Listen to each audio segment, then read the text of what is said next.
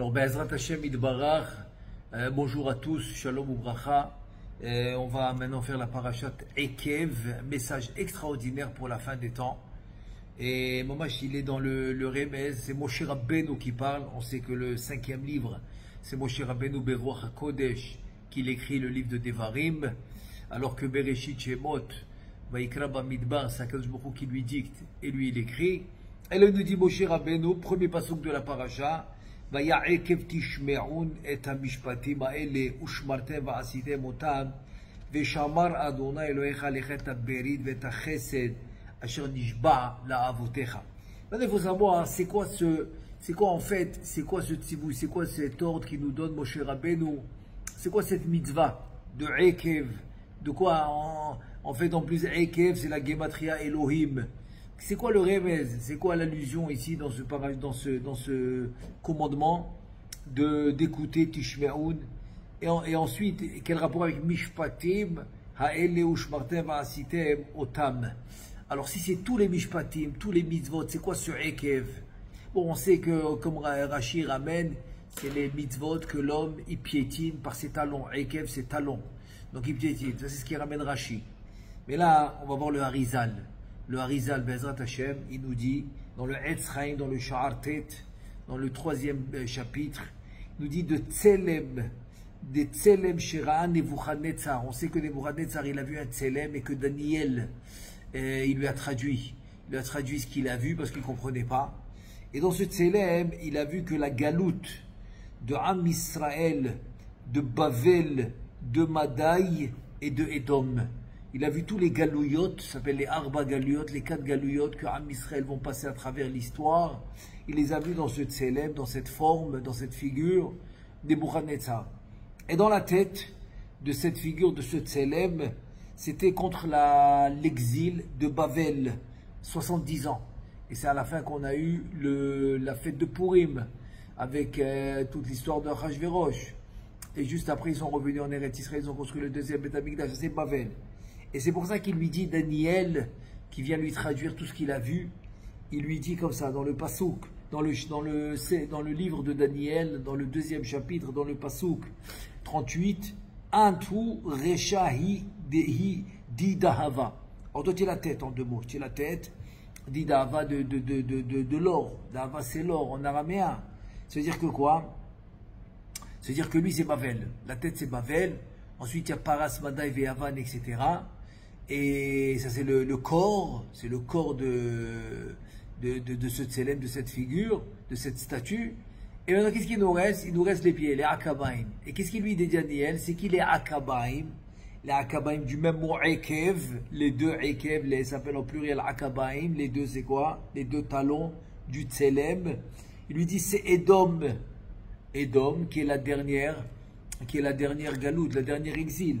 Mais comme c'est écrit au pluriel, donc en fait c'est Edom et Ishmaël. Donc voilà que le mot Ekev, en fait ici, ça vient faire allusion, il nous dit le Harizal, aux 2 derniers exils des fins des temps, qui est Edom, qui est la nation de Edom, et la nation de Ishmaël, qui vont qui vont vouloir attaquer Am Israël à la fin des temps. Et sur cela, elle vient la Torah et te dit, écoute bien, si tu veux maintenant te protéger de cette galoute, alors ne piétine aucune mitzvah. Aucune mitzvah, que ce soit une petite, que ce soit Ben Adam la Makom, si c'est entre l'homme et son créateur, Ben Adam la Chavero, envers son prochain, surtout maintenant qu'on attend le Beth Amikdash, que Tisha B'Av est passé, qu'on n'a pas eu le Beth Amikdash. Et donc on veut la reconstruction du Beth Amikdash, c'est faire très attention, Ben Adam la Chavero, même s'il y a des choses qu'on ne comprend pas, surtout ce qu'on ne comprend pas, parce que tout ce qu'on comprend c'est facile, mais ce qui est difficile c'est qu'on ne comprend pas, on appelle comme, j'entends souvent parler dans la société, ils appellent ça l'injustice, c'est injuste, mais il faut savoir une chose, que comme on est dans une génération de Gilgulim, on est tous des Gilgulim, on est tous dans des tikkunim, des réparations. Donc il faut savoir que le mot injuste n'existe pas. Pourquoi il n'existe pas? Tout simplement parce qu'on est venu réparer quelque chose. C'est vrai que tu ne comprends pas, mais Be'ezrat Hashem, il dit le Chafetz Chaim tôt ou tard, tu vas comprendre. Si c'est dans la vie présente, pendant que tu vis, tu vas finir par comprendre ce qui s'est passé. Sinon, après 120 ans, quand la Neshama va quitter le corps, ça va être tellement clair, limpide, tu vas tout comprendre en une fraction de seconde. En une fraction de seconde. Donc il te dit maintenant le Harizal, si tu veux être sauvé de toute cet exil qui est doublé, c'est pas Ekev, c'est Akabaim, c'est doublé, c'est Edom ve Ishmael, c'est comme ça. C'est quand tu piétines aucune des mitzvot. Et là, ce qui est intéressant à voir, d'abord ce qu'il dit à David Ameler, avant qu'on passe au Zohar, parce qu'on va voir un Zohar extraordinaire là-dessus. David Ameler, qu'est-ce qu'il dit dans le Teilim? Dans le chapitre 49, dans le chapitre 6, il nous dit Lama ira bimera avon akeva yesubeni. Ça veut dire que quoi? Ça veut dire que, pourquoi? Lama, c'est pourquoi? Ira, que Chazve Shalom, il y aura des mauvaises choses, des mauvais jours, à cause de mes fautes que j'ai piétinées. Ça veut dire que quoi? Les avérotes que l'homme, il piétine, c'est ça que David Ameler avait peur. Et lui, comme il était chassid gadol, donc finalement, il n'avait aucune avéra, même pas des fautes qui piétinent. C'est pour ça que lui, il a dit, c'est le seul des rois qui a dit, Erdof oivai va asigem, velo ashuv atralotav. C'est-à-dire, il a dit, je vais poursuivre mes ennemis et je ne vais pas revenir jusqu'à ce que je vais les exterminer. Il y a ensuite Asaph, Yehoshaphat, Chizkiyahu Melech Yehuda, tout cela c'est des descendants de David. Alors tout ça, chacun il a dit différent. Par exemple, Asaph il va dire non, moi je vais aller en guerre, mais Hachem c'est toi qui va faire c'est toi qui va combattre les ennemis. Yehoshaphat a dit moi je vais prier, c'est toi qui va les combattre. Chizkiyahu Melech Yehuda même pas, il a dit non. Il a dit moi je vais il était la Seder, il va même pas prier. Il a dit le sroud de la mitzvah, tu vas les combattre, etc. Mais tu vois que le seul qui n'avait pas peur, même pas des fautes qui piétinent, c'est David Ameler. C'est pour ça que lui, en une vie, il a tout été metaken. En une vie, il a complété son tikkun et son gilgul. Alors, maintenant, ce qu'on va voir, c'est le Zohar Kadosh qui va nous expliquer un peu ce inyan de Raglin. Où est-ce qu'on le retrouve? Ce inyan de Ekev, qu'en araméen c'est Raglin, il te dit on le retrouve dans le Zohar Kadosh. Il te dit comme ça, Desman Geoula, dans le temps de la Geoula, de la rédemption. Il te dit des matou Raglin beraglin. Maintenant, il faut rien qu'essayer de comprendre. On va essayer de comprendre c'est quoi ce inyan de matou Raglin beraglin. On dirait qu'il y a un genre de moment où les pieds doivent se rejoindre. Des matou, qui ils vont venir, Raglin beraglin, les pieds dans les pieds. Il te dit en fait, il faut savoir que quoi? Qu'il y a ce qu'on appelle Komash Lema dans la Gdusha. Ça veut dire qu'il y a toute une structure spirituelle qui vient de la Gdusha et le Zohar va la nommer Kaviachol la droite. C'est-à-dire c'est pour un siman, pour un signe que c'est la Gdusha. Et il y a la même chose. Il y a une autre ma'arechet, une autre structure, mais Chaz Veshalom c'est la Sitrahra. Et c'est à l'homme de choisir. Il veut aller à droite, il veut aller à gauche. Je veux dire, il veut suivre la Gdusha, ou Chaz Veshalom, il veut suivre la Sitrahra. Donc ça c'est ce qu'il nous dit le Zohar Kadosh. Donc comment il s'appelle le côté gauche? Il s'appelle Adam Belial. Belial, c'est lui que là-bas, que lui, cet homme-là, cette structure, bon, c'est rien que pour une image. En haut, il n'y a pas de forme, il n'y a pas de corps. Mais comme image, ça s'appelle les Saberet Ozen, c'est pour que l'oreille de l'homme puisse comprendre. Donc on va les nommer des hommes. Adam Kadmon. Adam par exemple, bon, Adam Kadmon c'est tout le Kodesh, mais c'est une façon de, on va dire que l'oreille puisse comprendre. Alors on va faire ça en forme d'un homme spirituel qui avec une tête, des pieds, avec des mains, des bras, un corps, des pieds, des jambes, etc. Et voilà que dans chaque partie de cette, par exemple dans Adam Arishon, dans chaque partie, c'était des Neshamot de Am Yisrael, comme on l'a vu dans Sha'ara Gilgulim. C'est qu'il y avait les Neshamot qui viennent de la tête, des épaules, des bras, des jambes, du corps, etc. Maintenant, il te dit que dans l'autre côté, dans la structure de Sitrahra, de tout ce qui est Samech Mem, la Sitrahra, etc. Il te dit c'est un peu le même concept. Et là-bas, il y a des nitzotzot kadosh, il y a des étincelles de sainteté qui sont au niveau de la tête, au niveau des bras, au niveau du corps, au niveau des jambes, et au niveau des akabaim, et au niveau des talons. Et là maintenant, ce qu'il faut faire, c'est après, à chaque génération, il faut maintenant, petit à petit, les retirer. Retirer les nitzotzot, une après l'autre, et dès qu'on aura fini de soutirer d'eux tous les étincelles de sainteté, alors tout de suite, on aura la venue du Mashiach. Donc si le Mashiach n'est pas encore venu, le Beth Amikdash n'a pas encore été construit, tout simplement, c'est qu'on n'a pas fini.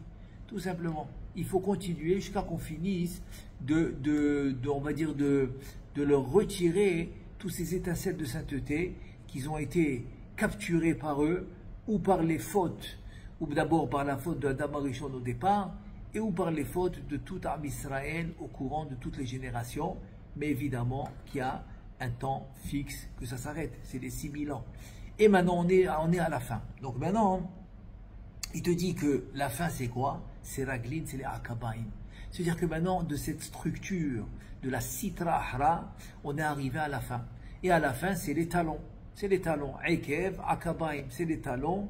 Donc le Zohar, il te dit Raglin, Beraglin, c'est que tous les étincelles, tous les nitzotzot des talons de gauche, on va appeler ça talon gauche. Pourquoi? Parce que c'est la Sitra Ahra. Donc dès qu'on va ces Raglin, qu'on va retirer les étincelles de sainteté de la Sitra Ahra, ils vont passer à droite dans la Gdusha, dans le Adam de Gdusha. Dès qu'ils vont aller là-bas, ben, ça aura fini. On aura fini. Donc c'est ça en fait le langage du Zohar Kadosh qui te dit des matou, à des matou raglin beraglin.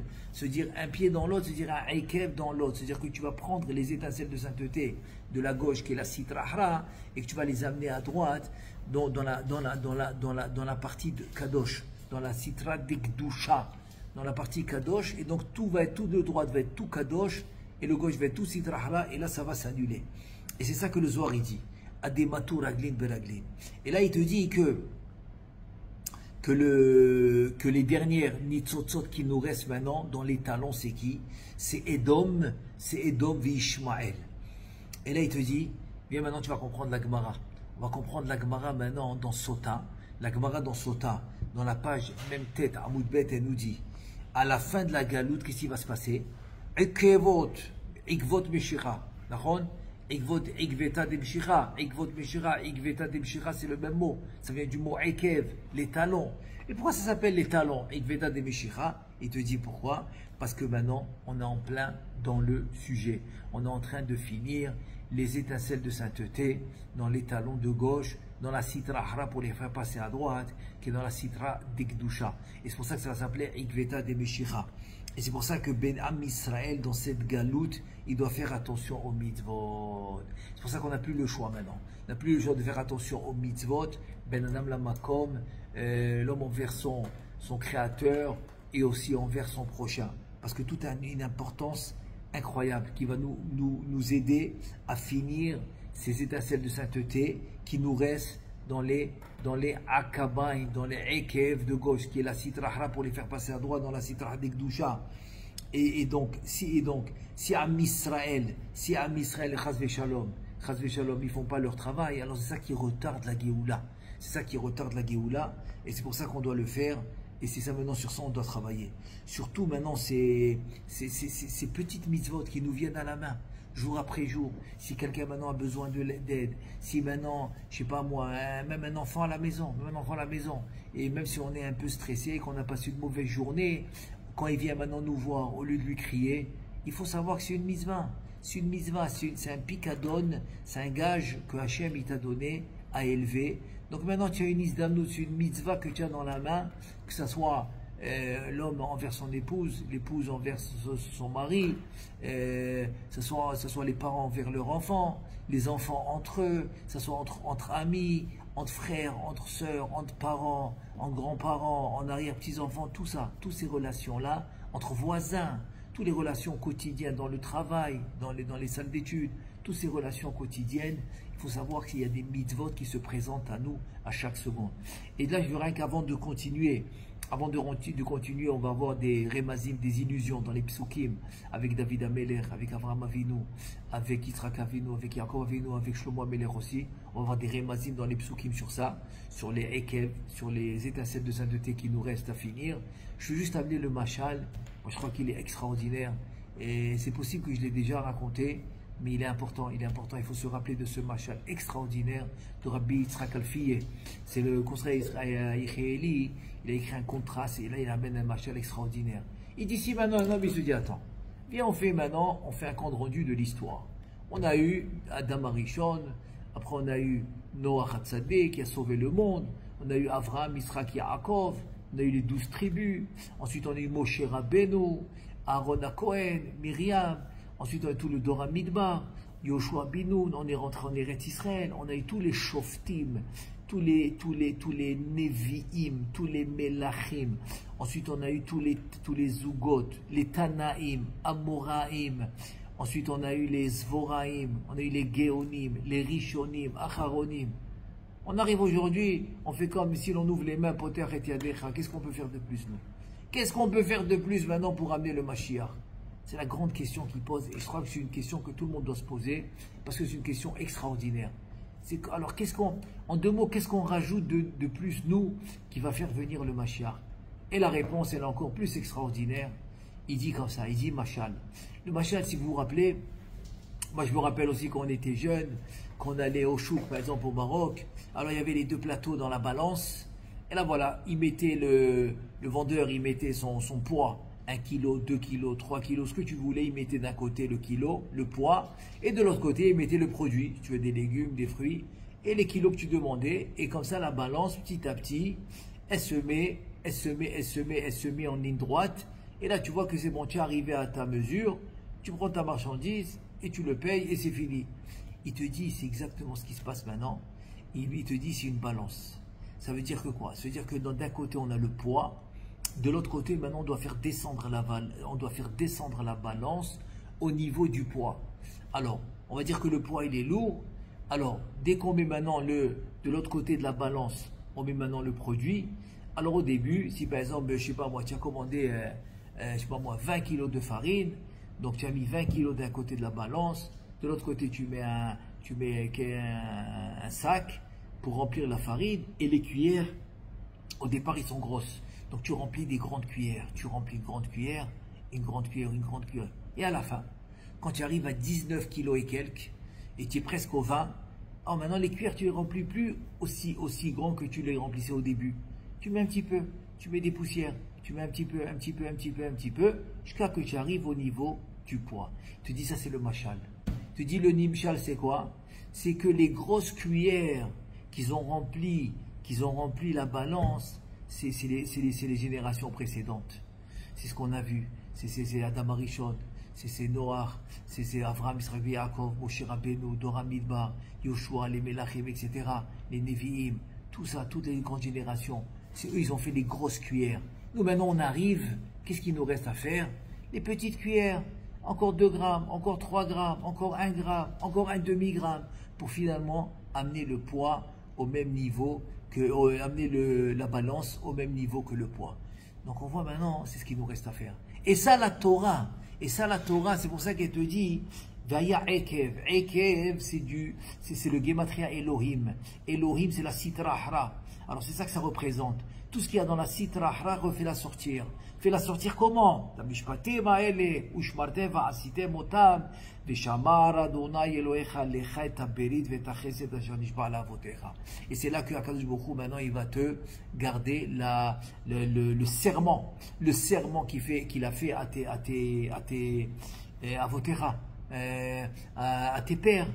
pères, Avraham, Yitzhak, Yaakov. Bon, c'est une petite parenthèse que j'ouvre, parce qu'on l'a vu aussi ce passouk dans la parashat Vaïtranan, que Akadosh Baruch Hu dit à Moshe Rabbeinu. Alors ça c'est la joie, le serment que j'ai fait à tes pères, à vos terras. Et après il lui dit Avraham, Yitzhak, Yaakov. Donc c'est une parenthèse que j'ouvre. Si maintenant tu me dis que tu as fait un serment à Avotera c'est qui? On n'a que 3 Avot. La Gemara le dit, le Zohar le dit, les Midrashim, tout le monde dit qu'il y a seulement 3 Avot. Donc les Avot, c'est Avraham, Yitzhak, Yaakov. Pas besoin de les détailler. Et on sait que la Torah ne rajoute rien en trop. Alors pourquoi tu dis avotecha, le serment, c'est la joie que j'ai juré à avotecha, à tes pères, et tu les détailles. C'est en plus. Parce qu'en fait, tu cherches dans tout, dans Bavli, Yerushalmi, dans toute la Torah, il n'a jamais fait de serment, il n'a jamais juré à Avraham, Yitzhak et Yaakov. Alors pourquoi il le dit j'ai juré? Alors pour répondre à la question, la Gemara qu'est-ce qu'elle dit? Quand tu dis la chose 3 fois, c'est comme un serment. C'est comme un serment, c'est comme si tu as juré. Et maintenant, Akadosh Baruch Hu, il dit, tu sais pourquoi je t'ai dit que je l'aurais juré? Parce que je l'ai dit à Avraham, c'est 1 fois. Je l'ai dit à Yitzhak, c'est 2 fois. Et je l'ai dit à Yaakov, voilà 3 fois. Donc comme je l'ai dit 3 fois, donc ça s'appelle Asher Nishba. Asher Nishba la votera, comme il a juré à nos pères. Bon, c'est une parenthèse rien que pour expliquer, parce que dans aucun passouk tu vas voir qu'il a juré à nos pères. Mais comme il l'a dit 3 fois, c'est le serment. Bon, je ferme la parenthèse, et là je ramène maintenant ce que j'ai dit dans les psukim par rapport à Ekev. Par rapport à Ekev, c'est quelques grammes qui nous restent à finir. Et c'est ça qui vient David Améler. Bon, eux, ils ont fait des grosses cuillères pour remplir, pour amener la balance au niveau des poids. Et au début, David Améler, qu'est-ce qu'il dit dans le Télim? Dans le Télim 119 dans le Passouk 112, Natiti libi la asot rukecha le'olam Ekev. Voilà Ekev, c'est-à-dire qu'il faisait attention de ne pas piétiner aucune mitzvah qui vient devant lui, une grande, une petite. Et une parenthèse que j'ouvre encore, c'est en fait, il n'y a pas de petite ou de grande mitzvah, parce qu'on ne connaît pas leur récompense. C'est ce qu'il nous dit dans même le Pirkei Avot, il nous dit, la Gemara nous dit, tu ne connais pas la récompense des mitzvot, donc tu ne peux pas savoir c'est quoi la grande et la petite. Mais en fait, toute mitzvah que tu piétines, elle peut être grande, elle peut être petite. Ça s'appelle une mitzvah que tu piétines. Donc ce n'est pas nécessairement les petites. Pas nécessairement les petites. C'est-à-dire toute mitzvah que tu fais pas, que tu laisses tomber, ça s'appelle une mitzvah que tu piétines. Donc elles peuvent être grandes, elles peuvent être petites. De toute façon, on ne connaît pas vraiment la récompense, on ne connaît pas vraiment la grandeur de chaque mitzvah. Des grandes mitzvahs, on pense que c'est extraordinaire, peut-être c'est des petits. Et les petits, qu'on pense que c'est rien du tout, peut-être c'est eux les grandes. Donc il dit David Améler, voilà. Natiti libi la asot rukecha le'olam ekev. Je fais attention moi, aux mitzvot pour ne pas les piétiner. Avraham Avinu, la même chose, un autre remez. Ekev Asher, Shama Avraham Bekoli. Voilà, Ekev, encore un peu. Et Banachari Tzavé, et Banav Acharav. Il a ordonné ses enfants après lui. Il a bien réussi dans le chino, ça qui dit le passouk. Et ça, c'est le Ekev. Le Ekev, il n'a rien laissé tomber. Il faisait toutes les mitzvot, il faisait attention. C'est pour ça Avraham Zaken Baba Yamim, il a tout amené avec lui. Donc, deuxième remez, c'est Avraham Avinu. C'est le Ekev. Asher Shama Avraham Bekoli. Ensuite, on a le remez avec Yaakov Avinu. Yaakov Avinu qui dit Veyado ochezet ba'akev Esav. Et qu'est-ce qu'on vient de dire maintenant? Que les Akabaim, c'est les 2 derniers exils. C'est qui? Edom et Ishmaël. Edom, c'est Esav. Voilà que vient maintenant Yaakov dans le passage. Qu'est-ce qu'il dit? Veyado, c'est la main de Yaakov ochezet, elle attrape le Akev. Le Ekev de qui? Le Ekev de Esav. Donc tu vois que c'est lui qui va attraper le Ekev de Esav. C'est quoi le Ekev de Esav? C'est toutes les nitzotzot, c'est toutes les étincelles de sainteté qu'il y a dans le Ekev de Esav. Esav, c'est la Sitra Ahra, c'est la structure et c'est la figure de la Sitra Ahra dans les talons de la Sitra Ahra. C'est ça de Yado Chezet Be'akev. Yado Chezet Be'akev. Esav. Donc je vais sortir les nitzotzot, les étincelles de sainteté qu'il y a dans le talon de Esav, c'est la Sitra Ahra, pour les ramener dans la Kedusha. Voilà encore un remez extraordinaire dans le Passouk. Et bon, pour finir un dernier remez, moi je pense dans Shir HaShirim, je pense qu'on peut ramener aussi ce remez dans Shir HaShirim. C'est le premier chapitre, le 8e Passouk, qui dit Imlo tedi'ilach hayafa ban nashim, tse'ilach be'igve hatzon, oriet gediotayich al mishkeno. Et Omer am bli ro'e, tzon, kaviachol c'est le peuple. Seul c'est le peuple. Ro'e c'est le berger. Ro'e Ne'eman. Raya Me'emna. C'est le berger, c'est Moshe Rabbeinu. Ça c'est le berger. Et Tzon Kaviachol c'est le peuple. Moi je pense que Bessiata Dishmaya c'est un bon remez. Alors Be'ikve Hatzon. Be'ikve c'est Ekev. C'est les Akabaim, c'est les Ekev, c'est les talons du Tzon. C'est les talons du Tzon. C'est quoi le Tzon? C'est le Ham, c'est le peuple. Donc en fait c'est le peuple qui fait attention aux mitzvot, de ne pas les piétiner. Et en faisant attention, c'est extraordinaire. C'est pour ça que des fois, on a des des fois je sais pas moi, des petites mitzvot comme ça insignifiantes, qu'on pense qu'on n'a pas fait grand chose. Et c'est eux d'Afka qui nous amènent beaucoup, on va dire, de sachar et même de perot. Parce que le vrai sachar, c'est Olam Haba. Il n'y a pas dans ce monde. Mais les perot, oui, ils sont dans ce monde. Alors, des fois, c'est des petites mitzvot comme ça qu'on fait attention, qu'on ne laisse pas passer, qui peuvent nous amener aussi beaucoup de perot dans ce monde. Donc, alors, en fait, on gagne deux choses. On gagne, premièrement, d'activer la Géoula, en ramenant tous les étincelles de sainteté de la Sitrahra, en les passant dans le côté de la Kdusha. D'abord, ça c'est premièrement. Et donc, on fait partie des Shutafim, des associés d'Akadosh Boukhou pour activer la Géoula. Ça c'est premièrement. Et deuxièmement, les pérotes, en faisant attention à toutes les mitzvot et même les petites, les grandes, n'importe lesquelles. Alors, c'est les pérotes Ba'olam Hazeh, c'est aussi les fruits qu'on peut toucher dans ce monde. Alors, Bezrat Hashem, qu'Hachem nous aide à réaliser tout ce qu'on a dit, et qu'on puisse avoir la Géoula très bientôt. Amen ve Amen.